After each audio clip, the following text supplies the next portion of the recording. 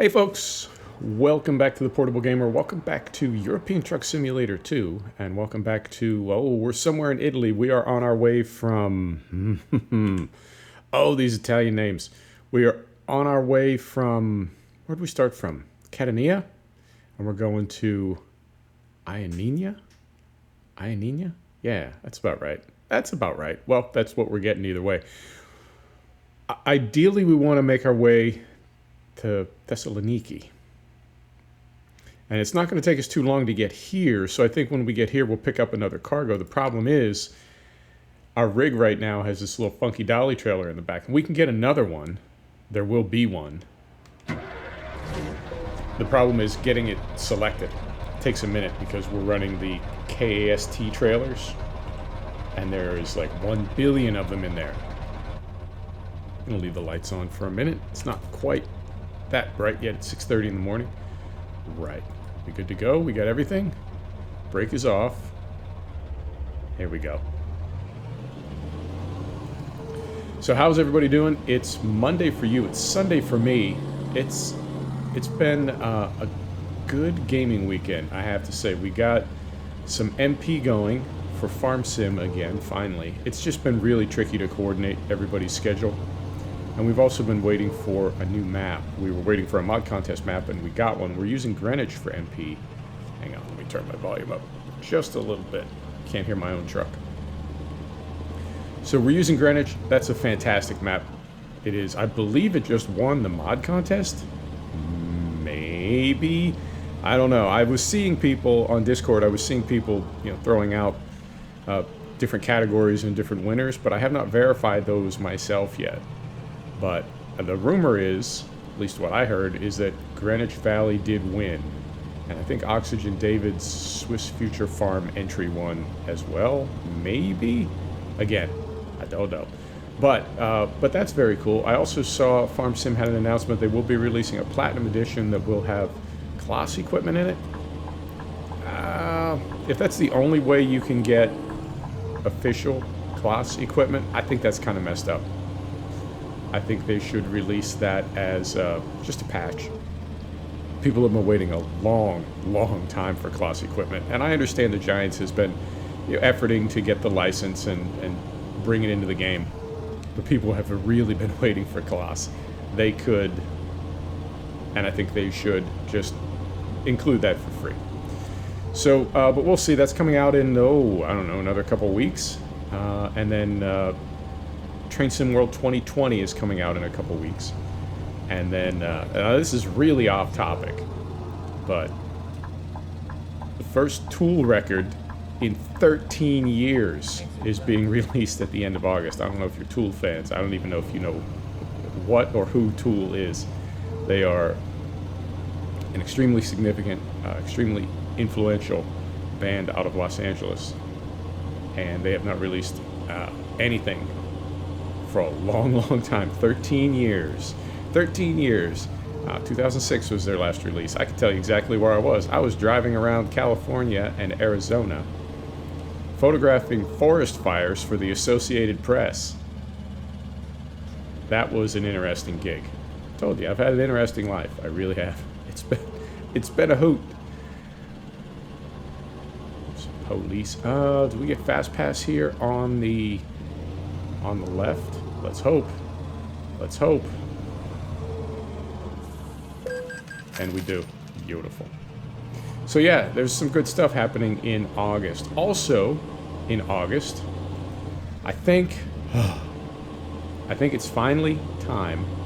I think we're finally ready to bring racing back to the channel.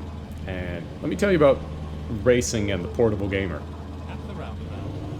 I fancied myself a video game racer. And I'm careful not to say sim racer, because I really had not spent a lot of time in any driving or racing sims until I got back into gaming about 2 years ago now. But I had played a lot of what we thought were race sims.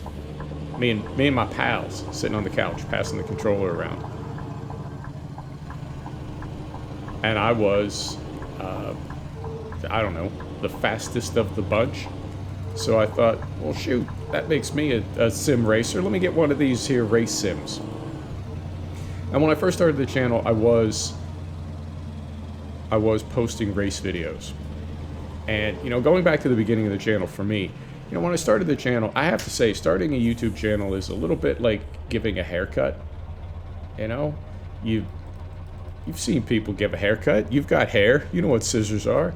Piece of cake, right? Well, you just do this and you do this, and there, you got yourself a haircut. Fantastic. That would be my... If anybody said, hey, what's it like starting a YouTube channel? I'd say it's like giving a haircut. It looks easy. It looks real easy till you do it. And then even after you're done, it's like, sure, I cut your hair. Yeah, you did, but you didn't give me a haircut. So you can make a YouTube video, but that doesn't mean you've made a YouTube video. It's taken me a long time to figure a lot of things out, and there are a lot of things I still haven't figured out. But I'm really enjoying myself. That's why I'm doing it. But I saw plenty of race videos on YouTube, and I thought, oh, I can do that. I can give a haircut. Piece of cake. And not so. And I learned several things. One thing that I learned is obviously there's a massive difference between a video game, a video racing game, and a race simulator or a driving simulator. And even though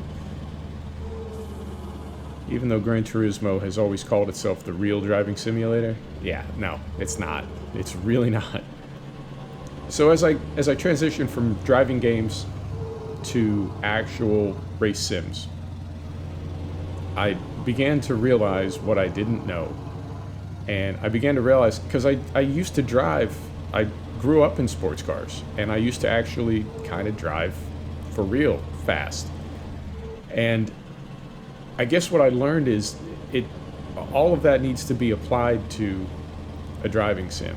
And there really aren't any, not hacks, not cheats, what's the word I'm looking for? In a lot of driving games that aren't very well put together, you can find little tricks you can do. You know, little things you can do. I mean, original Gran Turismo had no damage. You could just go into a turn at top speed, lay the car up against the guardrail, and just scrape along the guardrail at top speed and shoot out the other side. That's not realistic. I've never seen that in a race. But you could do things like that. Now, there are a lot of things, they're not quite that drastic, but there are plenty of things. Yeah, we want to take this one. There are plenty of things that you can do that are sort of cheating, but because the game is not realistic, it works just fine. Not so in race sims. In race sims, in proper race sims, you need to drive the car as you drive a car. The physics is there, the tire wear is there, it's all there.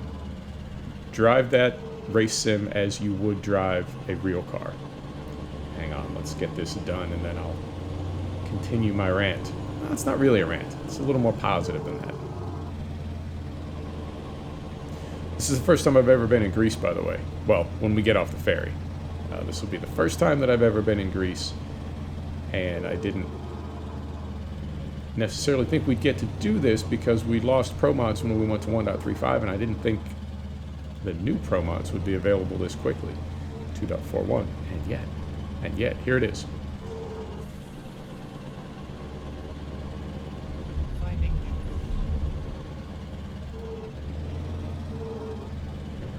Here, right about here. Yeah, right here.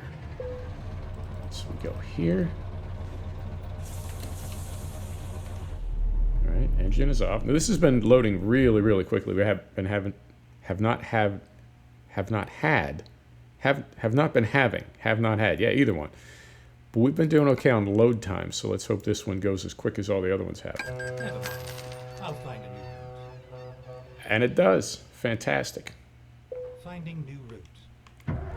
Oh, and it's nighttime again. I was so happy that this video was starting in daylight. Oh, game. What am I going to do with you? What am I going to do with you? Here we go. I don't think we have too far to go. Like I said, we'll drop this off and we will we'll pick up another job and continue making our way across Greece. Oh, and it's raining? Fantastic. And this arrow is definitely like all in my face. Does not want me going this way. I'll get it sorted out. Right, so so I was driving. It took me, I don't know, I'd say probably 3 months to transition over. Moment while we go third person here and figure out. Okay, it's just right there. All right. I'd say it took me probably 3 months to understand, and it seems like a simple thing, but it really did take a minute for it to click. Like, just drive it like as though it was a real car. Stop looking for, not hacks, but you know what I mean. And so I did, and as soon as I did that, I realized, wow, this is unbelievably difficult. And in something like iRacing, even in the lower races that I'm doing right now, I'm in low splits all the time. The competition is just unbelievable. I'll be in a race with 20 people. 15 of them are absolute goobers, can't keep the car on the road, and the other 5 are like 15 seconds off the front and just cannot be caught. Can't catch them. They're just unbelievably fast. So that's cool though. Chasing people that are faster than you is how you get fast. But it's really, the learning curve is pretty steep. And looking back at race videos that I posted when I first started the channel, and our frame rate is in the toilet right now. Come on, what's going on? Are we loading? Are we loading? Yeah, it's picking up a little bit. All right. All right, got my eye on you. So, so looking back at those videos that I posted early days on the channel, I'm leaving them up, but it's really kind of, it makes me kind of embarrassed to see how far off the line I was and just how bad my technique was. And again, having seen other people's videos, I thought, well, you know, they're driving a car, I can drive a car, same, right? Same, not the same at all. It's like even people that aren't into racing can see the difference between a car that's going fast and a car that's going very, very, very fast and smooth. And I had a race, I guess what sort of clicked for me that maybe it's time to do this again is I did an F1 race at Silverstone yesterday. And this is in the Codemasters F1 franchise, F1 2018. I've got the AI on 100% finally.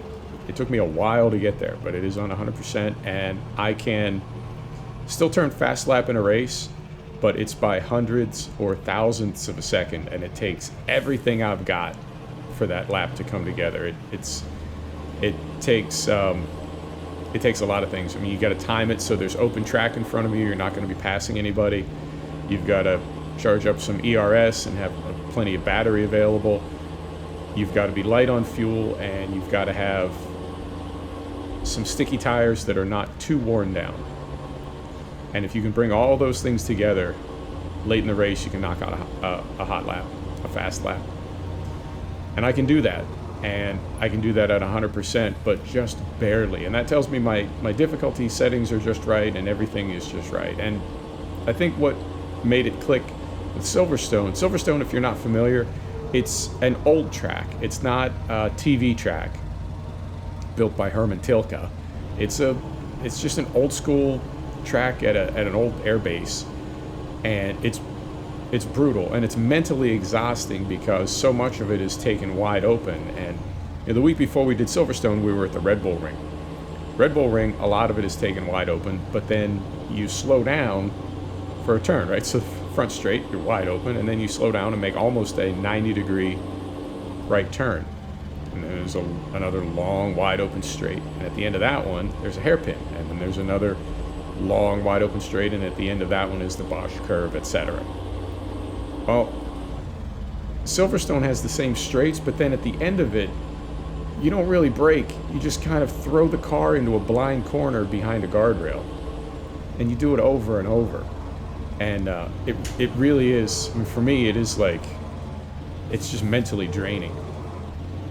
Mario Andretti said that when you're racing, if you're not a little bit out of control at all times, you're not going fast enough. And that's always stuck with me because you see drivers like Michael Schumacher and Ayrton Senna and Nigel Mansell, and they always seem so in control. They seem so smooth and graceful, and just, it's hard for for me as a race fan, as a racing fan, Formula One fan, however you want to say it, it's hard for me to watch a Michael Schumacher race and think that guy's out of control. And he's not. He's not, you know, but a little bit. Yeah, a little bit. And a track like Silverstone, you just throw the car into a blind corner. And as it settles, right, as it just barely gets stable again, you have to do the same thing again. So normally, like for you and I as like regular civilians in life, if something like that happened to you as you were driving your car, you would need to like pull over and take a few minutes to contemplate your life. But in racing, you don't get that opportunity. Immediately, you have to do the same thing that you just did. You have to do it again and again and again and again. And you do that for 2 minutes and great. Now you finish one lap. Now you can do it all again. And you do that for an hour and a half. And that's how you make your living. So this race yesterday, I was able to do that. And it's been one of the first times ever. And being on that difficulty and actually the way it played out, I was on the grid in second, starting in P2 behind my teammate Max Verstappen. This is 2018 Red Bull. So my teammate is Max Verstappen, and then behind us was Raikkonen when he was still with Ferrari, Vettel, Hamilton, and Bottas. And with about 6 laps to go, Max was in front of me, and he had just absolutely checked out. He was like 12 seconds out in front of me. And everybody else, the 2 Mercedes and the 2 Ferraris, were right behind me, and they had just been dogging me the entire race. Like, make one mistake, run wide one time, and they will immediately pass you. And then, out of nowhere, Max drops out of the race. Had a mechanical, out he goes. And Hamilton and Vettel both had problems, but they didn't drop out. They just slowed way, way, way down. And it was... And I still had to, you know, keep it together for another 6 laps, but I thought, had I not been able to run those consistent lap times to get to this point, then it would have mattered if some of the drivers behind me dropped back. Can't see the light. There it is. It wouldn't have mattered if they had dropped back, because I would have been so far back that they still would have been, if not in front of me, then, right, we'd all be scrapping. They wouldn't be 15 seconds behind me. So I put all that together, and I think, yeah, if I can turn consistent, elegant laps against 100% AI and have my line look good, that a person could watch that line and think, that's not, you know, they're not hacking at it. That's an appropriate racing line. I think, yeah, maybe it's time to bring racing back to the channel. And what's funny is everything that I just told you, that's like step 1.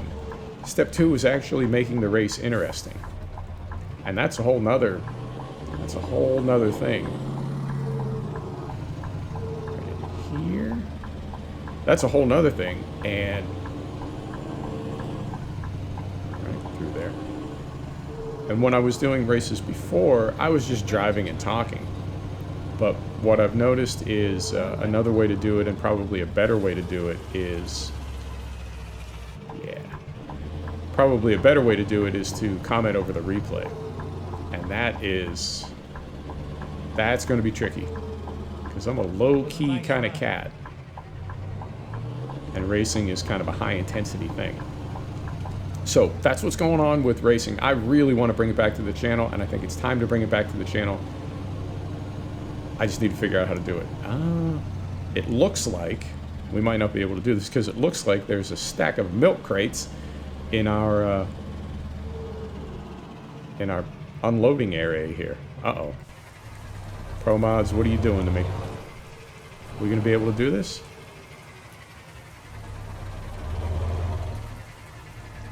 Interesting. Hang on. Okay,